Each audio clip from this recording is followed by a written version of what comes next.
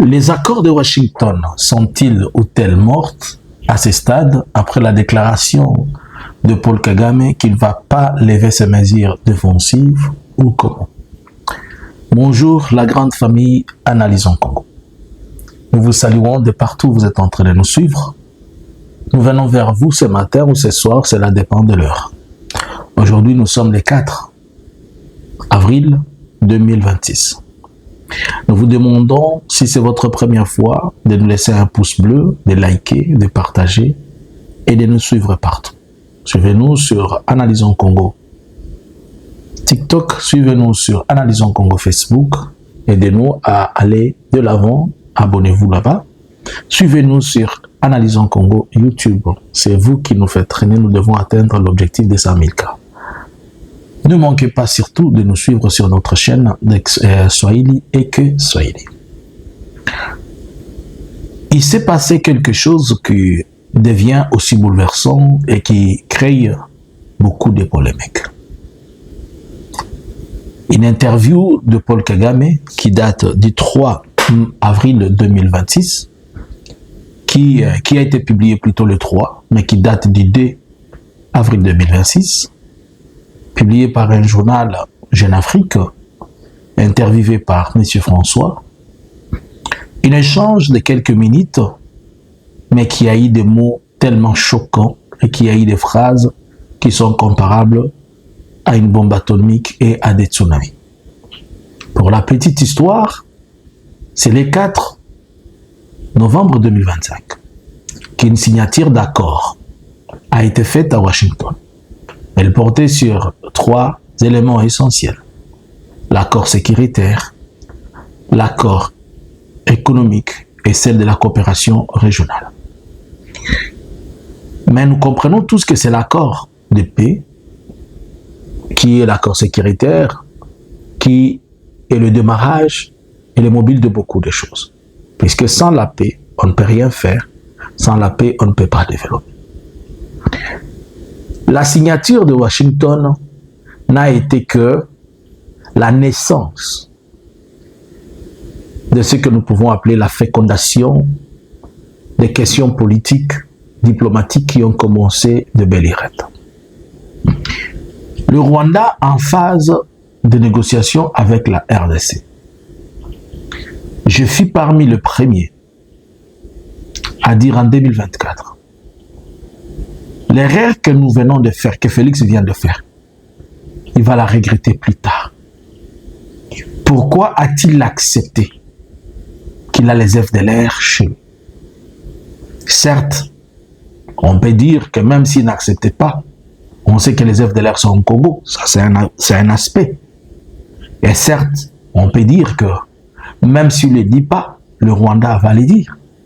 Mais en face de lui, Félix avait aussi un alibi. Vous aussi, vous appuyez l'AFC Barème 23.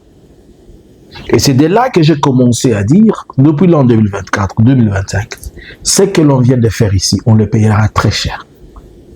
Mais je comprends que Félix va négocier, et lui et ces gens, ils vont négocier émotionnellement, ils ne vont pas négocier subjectivement.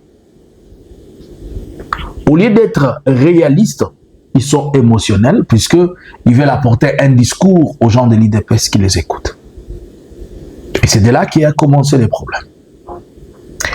Le fait d'avoir accepté que l'on a des FDLR n'était pas une simple phrase. C'était une justification profonde et fondamentale de la présence et même un fait vert pour le Rwanda dans ce qu'il fait de la partie est de la RDC. Bien que l'on sait que le Rwanda poursuit ou pourchasse ce qu'il qualifie de génocidaires qui sont au Congo, mais les Congos de Félix ne devaient pas le faire. Après la signature et dans le texte fondamental qu'ils ont signé, la RDC a reconnu au travers son président de la République qui va neutraliser les FDLR. Or, plusieurs fois le Rwanda l'a dit et l'a répété que nous allons lever les mesures défensives conjointement aux neutralisations des FDLR. Nulle part dans les textes, la RDC n'a obtenu du Rwanda qu'il avait des troupes en RDC et que le Rwanda a agressé la RDC. Mais le Rwanda a seulement dit qu'il avait des mesures défensives. Et comme vous le savez, lui-même l'a défendu dans son interview, que les mesures défensives dépendent de celui qui les explique. Les mesures défensives peuvent être soit ton ami des militaires quelque part, soit ton ami des équipements quelque part, et c'est évolutif. C'est-à-dire que si demain, par exemple comme aujourd'hui, Félix utilise les drones, les mesures défensives vont changer du côté du Rwanda. Ça ne va pas seulement être le trou, mais ils vont mettre par exemple le bouclier anti-drone, anti-missile, anti-quoi, des radars et des systèmes de brouillage et autres mécanismes technologiques qu'il faut de la guerre. Donc en un mot, Félix était celui qui a donné la force à Kagame et Félix était celui qui a rendu Kagame efficace dans ce qu'il était en train de chercher. Sur tout le plan. Sur le plan économique. Parce qu'on dit que Kagame pille le minerai congolais. Mais Kagame vous dit, je ne pille pas. Je suis invité par eux, puisqu'il y a un accord qui nous lie, et que plus tard, Félix l'a confirmé, en acceptant cet accord économique avec le Rwanda. Voir Félix revenir à Kinshasa et être accueilli en grande pompe comme quelqu'un qui a fini la guerre, était l'erreur monumentale, puisqu'il était en train de danser avant la musique. Alors, la semaine passée, on a vu des vidéos, on a vu des éléments qui démontraient que Kagame était en train de faire mouvement quelque part. Mais brusquement, aujourd'hui, Kagame dit il ne bouge plus. Qu'est-ce qui se passe donc? C'est de là où se trouve le nœud du problème. Kagame a-t-il défié Donald Trump? Il a défié la communauté internationale? Il a défié tout le monde? Non. Kagame s'est mis en posture de quelqu'un qui défend une cause qui est fondamentale et qui est réaliste. Tandis que Félix a pris la position d'un enfant qui est en train de pleurer. Et je suis sûr et certain que depuis la sortie de cette interview, il a appelé Boulos plus de 1 million de fois. Il a appelé les États-Unis plus de 1 million de fois. Mais à ce stade, est-ce que les États-Unis sont en position d'imposer quoi que ce soit au Rwanda? Je pense que les États-Unis auront du mal à imposer quoi que ce soit au Rwanda, puisque les textes sont très clairs. Les CONOPS et les Concept of Operation sur lesquels est basé les opérations militaires et notamment les opérations de neutralisation des FDLR ont d'abord exigé à la RDC ce que la RDC lui-même a reconnu, la neutralisation des FDLR. Lorsque je l'avais dit que c'est lui qui connaît la géographie, c'est lui qui connaît la dynamique géopolitique, ne pouvait pas dire qu'il va neutraliser les FDLR. Pour une petite rappel, la MONUSCO a fait 25 ans en RDC. Elle avait comme mission principale la démobilisation, la réinsertion, les rapatriements et le regroupement des groupes armés, communément appelé 223R. C'est de là que la MONUSCO a commencé. Mais du vivant de la MONUSCO pendant 25 ans, avec plus de 17 000 militaires, ayant des bases militaires un peu partout, dans le territoire du nord, du sud et de l'Ituri, y compris aussi à Kinshasa, même à Kisangani, ils ne sont pas parvenus à éradiquer le phénomène FDLR. Pour la simple raison que l'FDLR est devenu un serpent à multiples têtes. Et connaissant que le Rwanda tire,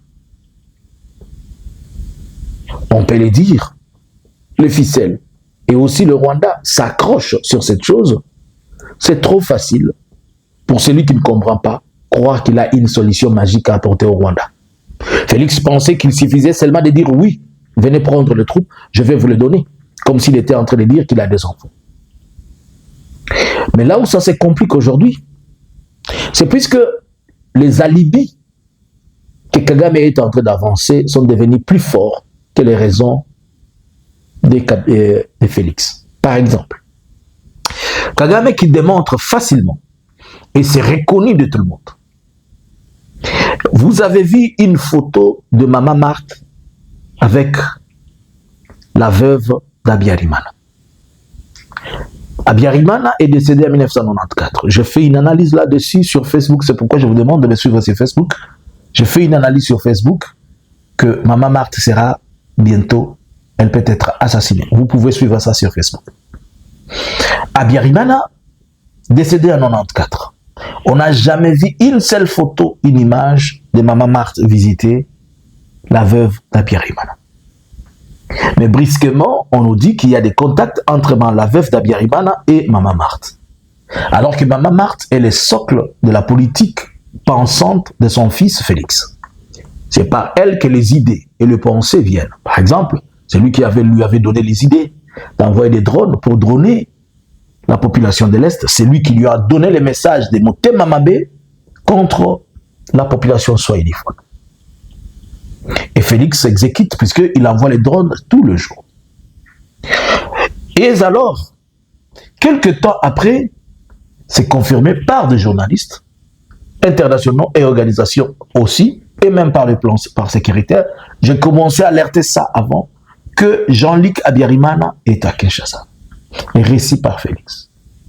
Et pourquoi donc aujourd'hui ça pose problème, puisque ce n'est pas seulement Jean-Luc Abiyarimana, mais Félix est en train de regrouper tout le monde qui devra faire une coalition pour faire des ripostes ou bien une guerre au Rwanda. Il va prendre des gens à gauche comme à droite qui vont dire, vous savez, nous, le Rwanda nous a fait ça, ça, ça, ça. Nous, les FDLR, machin, machin. Alors, pour Kagame, cela veut dire que si Félix est en train de se préparer à ça, la meilleure façon de me défendre, c'est de contre-attaquer, étant un militaire. Et la deuxième façon, c'est de surprendre mon ennemi. Il se positionne bien dans la partie qui empêcherait que le conflit ne vienne chez lui. À ce stade, quelles peuvent être les conséquences de ce qui se passe? Premièrement, il est possible que la guerre reprenne sous une autre forme, par les escalades diplomatiques. Certainement, Félix doit chercher comment à justifier ce que Kagame a dit, à répondre d'une manière ou d'une autre, par des canaux officiels ou officieuses, et cela va pousser à ce que cette escalade diplomatique prenne du temps. Deuxièmement, il faudrait que la RDC manifeste la bonne foi en prenant même une quantité importante de cela qu'on est en train de lui demander, qu'il avait dit qu'il va neutraliser, et les présenter à la commission ou au Rwanda ou à je ne sais à qui, et c'est à partir de là que l'on va partir, on va dire, ok, il y a une bonne foi, laissez autant les autres le temps d'agir. Par ailleurs, la sortie de Kagame met en clair et met en face Donald Trump face à ses responsabilités. Mais Donald Trump ne serait pas directement impliqué aujourd'hui, puisqu'il a des éléments le plus importants et le plus probants qui le dérangent, qui est l'Iran. Cependant, pour son image, pour ne pas salir son image, Donald Trump sera dans l'obligation de pouvoir chercher à ce que l'on trouve solution à cette histoire. Mais en réalité, Donald Trump est maintenant face à une situation. Kagame ne veut pas bouger ses troupes. A-t-il raison? Oui ou non? Il a raison. Mais Félix n'arrive pas à s'activer. A-t-il tort ou pas? Il a tort. Alors, à ce stade, on fait 50-50. Kagame, tu bouges un peu, on te donne quelques échantillons de ce que tu veux. Mais là, l'impasse est que, où est-ce que Félix va trouver les échantillons? Aujourd'hui, tous les échantillons sont incorporés dans les Wazalendo. Et tous les échantillons ne sont pas stationnaires à un seul endroit. Et curieusement, la FARDC ne peut pas leur faire la guerre. C'est un langage qui nous dit que cette guerre, elle va aller de pire en mal. Et c'est là pour nous dire que la situation, elle va s'empirer. Le comble de tout ça, c'est que Félix est en face de 2 conflits qu'il a créés, de 3, et que l'une des conflits qui devait quand même le permettre de respirer, l'étouffe. Il a créé 3 conflits, à savoir celui avec le Rwanda, celui avec l'AFC Barkhane 23, et celui à l'interne avec Kabila, disons, le politique congolais. Et tous les 3 sont en train de les coincer et tout le monde est en train de regarder. La seule manière de résoudre ce qu'il a très mal commencé, c'est d'éviter d'aller en plusieurs chemins au lieu d'embrasser une seule fois. Je pense, si j'étais lui, je devrais trouver solution avec le problème de Kagame et trouver solution avec le problème de l'AFC et voir comment, à l'interne, on peut cuire une bonne soupe. Mais comme il n'est pas en mesure de faire ça, et ce qui l'intéresse, c'est ce qu'il est en train de vivre, nous pouvons dire que cette situation le bénéficie. Pour quelle raison? Puisque quand il y a de l'insécurité, il se retrouve. Mais en même temps que cette situation l'humilie, le rabaisse et démontre qu'il n'a rien foutu. C'est comme l'accord de Washington, aujourd'hui, ça va devenir un papier qu'on va poser dans les tiroirs. Et plus tard, on ne fera que lire tel article, mais sur terrain, rien de concret ne sera fait. Félix échec à lui-même, Félix est égal à lui-même, il ne fait que tourner au rond-point et il a négocié avec la mauvaise personne, avec des mauvaises stratégies. On ne chante pas la victoire avant la guerre, ne dansez jamais avant la musique. Avant de négocier, il faut connaître, maîtriser la chose que vous voulez négocier. Je le dis toujours, tant que vous ne vous mettrez pas à bien évaluer la situation géopolitique et le dynamique de la région des Grands Lacs, vous allez chaque fois taper à côté. Ce que nous avons alerté et ce que nous avons dit, nous y sommes aujourd'hui. Selon vous, la faute est à Kagame ou bien la faute est à Félix? À vous les claviers. Bonjour, bonsoir. Analysins Congo subscribers.